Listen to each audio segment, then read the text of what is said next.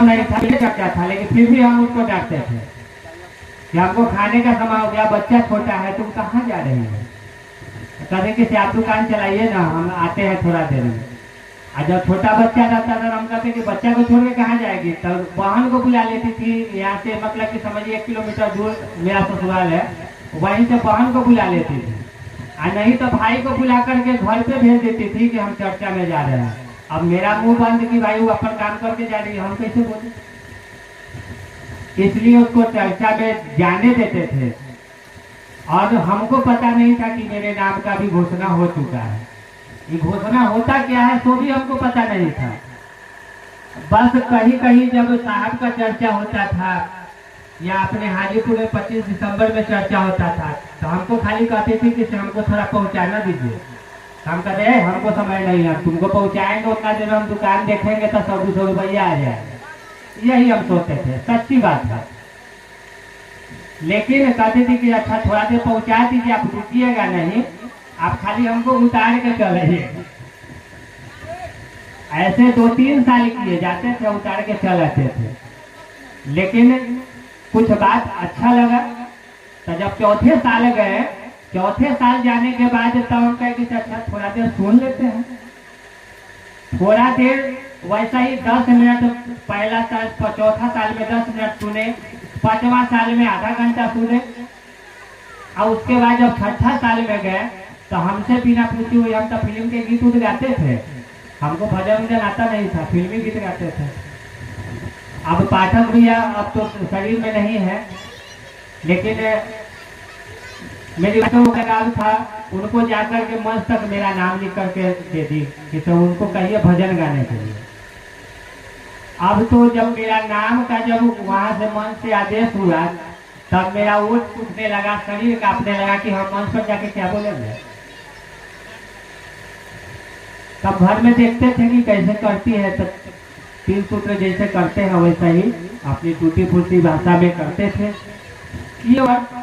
और महादेव से पहली बार उस समय दया मांगे कि हे महादेव, जब मौका दे ही दिए हैं तो थोड़ा दया कीजिएगा कि हमसे हो जाए, कि कोई लोग हंसे नहीं। हमको ये लगता था कि मेरा प्रतिष्ठा चला जाएगा, हम गलत गाएंगे तो लोग हंसेगा हम पर। लेकिन पहली बार वहां मन से हम भजन गाए, उसके बाद वहीं से मेरा सिलसिला शुरू हो गया।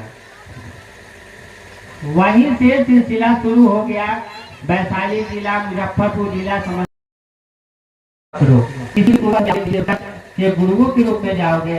देवी देवता के गुरु कौन थे? बृहस्पति थे। के गुरु कौन थे? शुक्लाचार्य थे। इन दोनों के गुरु कौन थे? महादेव थे।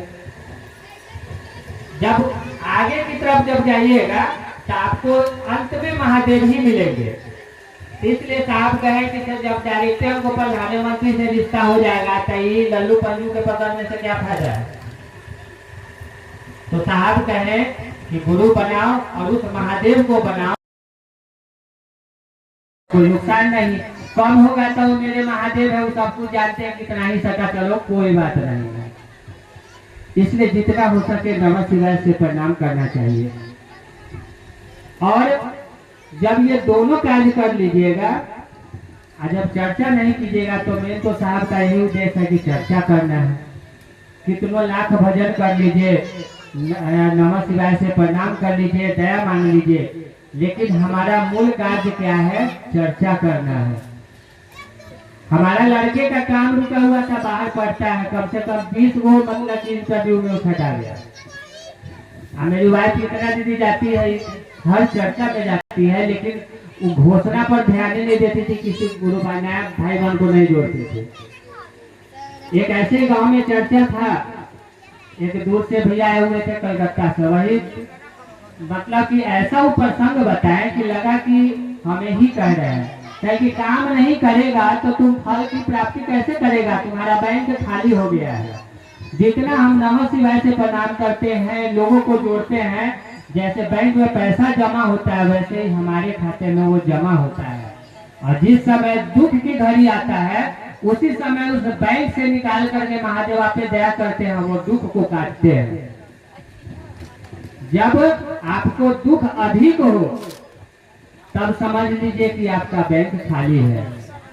लग जाइए तन मन धन से एकदम कि महादेव का मेरा कार्य करना है, नए नए भाई बहन को बताना है, उनका घोषणा करवाना है। ये मत सोचिए कि हम किसी को कहेंगे तो वो शिव शिष्य बनेगा कि नहीं बनेगा। हमको बीज बो देना है, हमको कह देना है। बाद बाकी आप महादेव से दया मांगे कि हे महादेव, हम किसी को कहें तो आप मेरे वाणी पर बैठ करके उसको इस तरह से समझा दीजिए कि उसका मन समझ जाए और वो आपको गुरु बना ले। यही कहना है।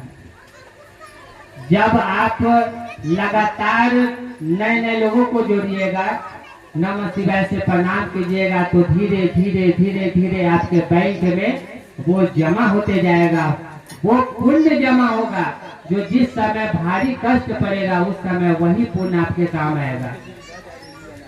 और जो लोग कहते हैं ना कि महादेव हम पर दया नहीं,